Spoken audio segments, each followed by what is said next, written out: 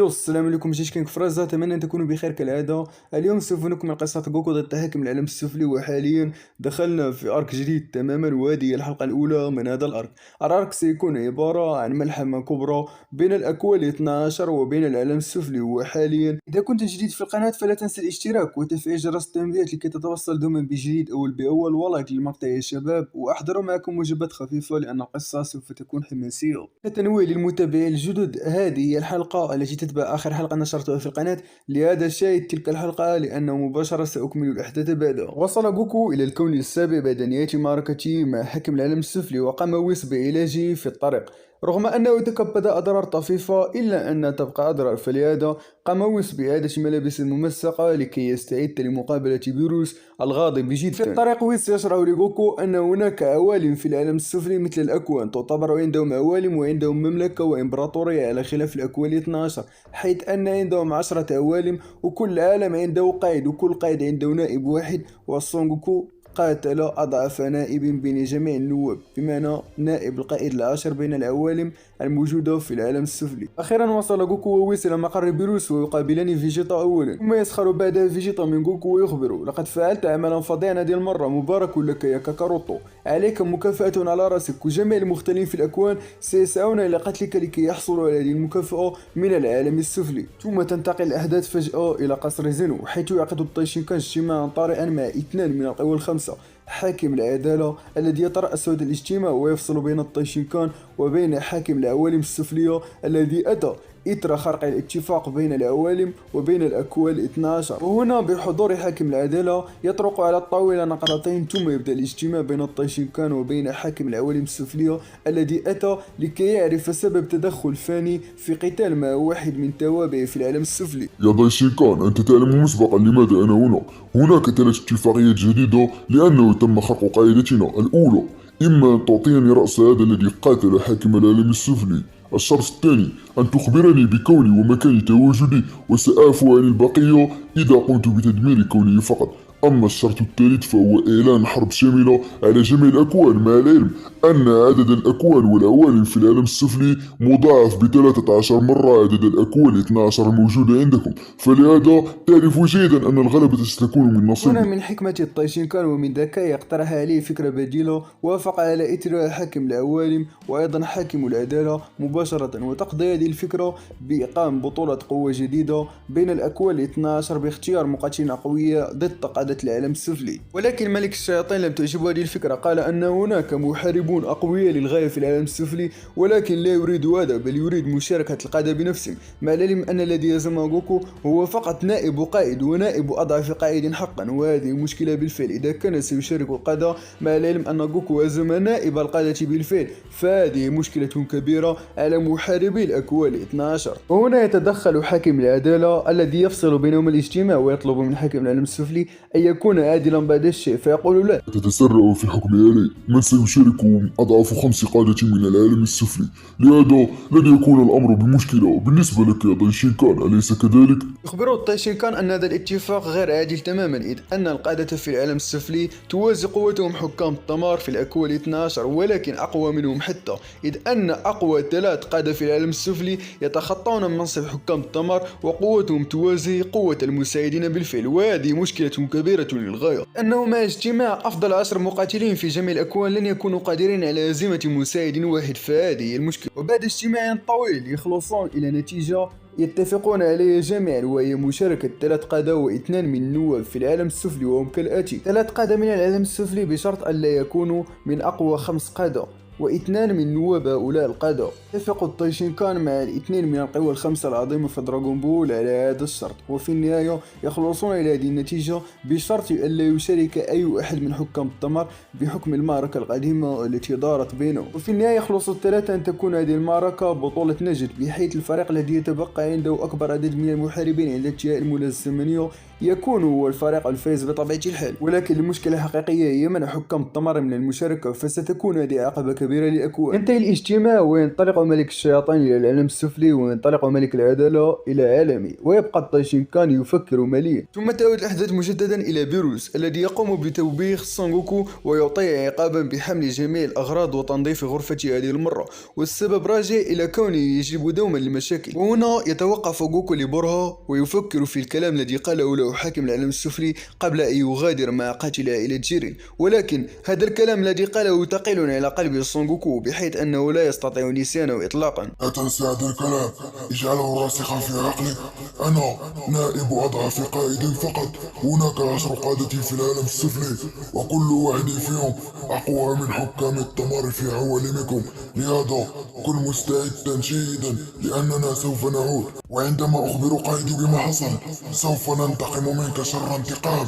لقد قال أنه كان فقط نائب أضعف قائد بينهم، وكان هناك 10 قادة، فكيف ستكون قوتهم؟ أريد الذهاب وقتالهم فورا، لكن بقوتي الحالية لن أستطيع ذلك غالبا، فهم بقوة بيروس أو أقوى منه حتى كما قال لي، ولكن إن كان يكذب فهذا كلام آخر. هنا يسأل ويس غوكو ويخبره: في ماذا تفكر يا غوكو؟ فيرد عليه: أنا أفكر في قادة العالم السفلي. فيرد عليه ويس: لا تتهور يا غوكو، إذا فعلت هذا فسوف تهزم حتما، وأنت بالفعل جلبت لنا مشكلة حاليا وعلى رأسك مكافأة كبيرة، فابقى هادئا رجاء ولا تفعل أي مشكلة أخرى. يضرب فيجيتا غوكو فوق رأسه، ولأول مرة فيجيتا يقوم بهذا الفعل ويخبره أن لا يتهور وألا يجلب مشكلة لكونهم، لأنه إذا تم محو بولما وترانكس وعائلة فيجيتا لن يسامح سونغوكو على هذا الفعل أبدا، وأنه عليه البقاء هادئا ولا يفتعل أي مشاكل حتى يهدأ الوضع على الأقل. وهنا يتوصل ويس باتصال طارئ من التايشينكان مفاده أن يجمع أفضل المقاتلين في الكون السابع، ونفس الرسالة يتوصل بها جميع المساعدين في جميع الأكوان. جميع حكام الدمار مذعورون ومصدومون ويتساءلون: هل هي بطولة جديدة قرر زينو إقامتها؟ ما الذي يحصل في هذا الطرف يا ترى؟ تعم الفوضى في الأكوان، كل الأكوان مذعورة وجميع حكام الدمار يتكلمون في نفس اللحظة، وبينما الجميع يتكلم يضحك كويتشيلا بينهم ويخبرهم أنه يشتم رائحة فيروس في هذا الموقف، ربما قد يكون شيئا من فعل الكون السابع مجددا. هذا الكون دوما يجيب لنا المشاكل. اهدأوا يا قادة الأكوان، اهدأوا يا حكام الدمار، أريد أن أطلب منكم أن تجمعوا لي أفضل 10 مقاتلين في جميع الأكوان، سوف أختار منهم 7 وسوف يقاتلون قادة العالم السفلي وسيكون عددهم 5. احرصوا على الفوز، لأنه أي كون سيخسر سوف يتم محوه على الفور. طبعا كانت هذه كذبة من التايشينكان لتغطية الأمر ولكي يقاتل المحاربون بقوتهم كاملة، وفي المقابل كان هناك اتفاق حقيقي بحيث إذا خسر الأكوان فسوف يتم تقديم الكون السابع وتقديم غوكو إلى العالم السفلي وسيفعلون فيهم ما يشاءون. يفصل التايشينكان الاتصال وتبدأ جميع الأكوان في الخوف والهلع. هنا لا أحد يعلم ما سيحل به، هل هناك بطولة جديدة؟ لم يقدم لهم التايشينكان أي تفاصيل إضافية، هم خائفون ومتوترون للغاية. وهنا دور المساعدين يقومون بتهدئتهم عن طريق حكام الدمار، بحيث كل حاكم دمار يجمع كونه ويقدم لهم رسالة مفادها ألا يخافوا، فقط عليهم المقاتلة بقوتهم الكاملة. يصنع التايشينكان آلة اختبار تقيم المقاتلين الأقوياء، يدخل لها أي محارب من دون تضييع الوقت في بطولة أخرى لاختيار أشد المقاتلين. هذه الآلة دورها بسيط للغاية، لكي تهزم قادة العالم السفلي عليك أن تتوفر فيك 3 شروط: أولا الذكاء، ثانيا الخبرة القتالية، ثالثا أن تكون قويا بطبيعة الحال. طبعا لأن قادة العالم السفلي يستخدمون تقنيات غريبة، فالتايشينكان طلب من كايوشين الكون الثالث صناعة هذه الآلة اختيار أفضل المقاتلين على الإطلاق. تختبر الآلة قوة المحاربون وذكاءهم وقدرتهم القتالية في كل مرة، ويتم تصفية المحاربين. يدخلون مجددا إلى الآلة، وأفضل 7 محاربين في جميع الأكوان تقييما سوف يشاركون في البطولة ضد قادة العالم السفلي. لكن التايشينكان ما زال يتستر على 3 أكوان لن تشارك في هذه البطولة، ولكن سوف يشارك حاليا من الذين تم اختيارهم. أولا لدينا سونغوكو بطبيعة الحال، ثانيا لدينا فيجيتا، ثالثا لدينا برولي، ولدينا جيرين، لدينا إيتو، ولدينا بطبيعة الحال فريزا، وأخيرا لدينا المحارب السابع وآخر عضو في فريق الأكوان 12 ما زال غامضا ويعتبر من الكون الأول. وسيكون خصومهم كالآتي: قائد جيوش العالم السفلي رقم 9، والقائد الثامن، والقائد الخامس. وفي المقابل هناك 2 من النواب لم يفصح عنهم التايشينكان بعد، فإذا كانوا أحد نواب أفضل 5 قادة فستكون هذه مشكلة كبيرة. ناغوكو لوحده لم يستطع هزيمة نائب أضعف قائد بينهم، فكيف سيكون نواب القادة الآخرون؟ يجتمع هؤلاء السبع عند التايشينكان بينما لا يظهر بعد محارب الكون الأول، ويخبرهم أن البطولة ستقام بعد شهر من هذه المدة، وحاليا عليهم الاستعداد والتدريب جيدا لأن القادة لن يكونوا في مستوى النائب الذي قتل غوكو والذي كان يعتبر أقوى من جيرين وبنفس قوة غوكو أو أضعف منه قليلا. دعوني أشرح لكم القواعد الآن. الأمر بسيط للغاية، عددكم 7 وعدد الخصم 5. إذا فزتم في مباراتين ستكونون 7 ضد 3، وهكذا الأمر حتى يتم إقصاء فريقهم بالكامل وسيكون النصر حليفكم. ولكن في المقابل إذا خسرتم محاربا فلن يتمكن من المشاركة في القتالات الأخرى، وسيكون عددكم 6 مقاتلين ضد 5 مقاتلين، وكلما فقدتم محاربا لن يتمكن من المشاركة في القتالات الأخرى. حتى لو بقي محارب واحد منكم ضد 5 محاربين فعليه هزيمتهم جميعا لكي تنتصروا في هذه البطولة.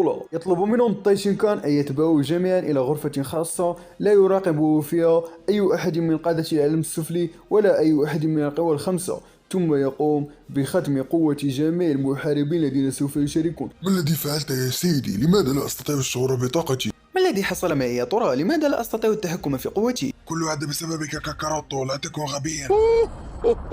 لكن من بين المجتمعين جميعا محارب الكون الأول هو أكثر شخص مثير للشك في هذه اللحظة. لماذا؟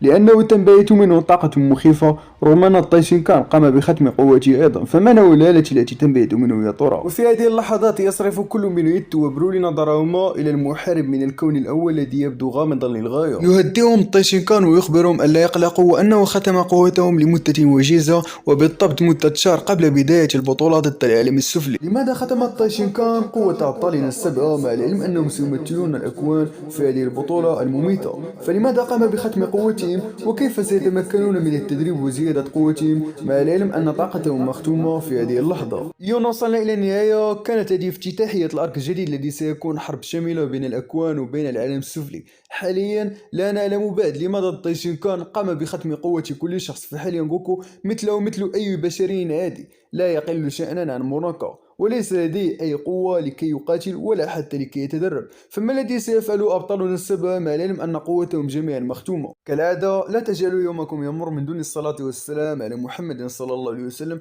أراكم في المقطع القادم وفي الحلقة القادمة.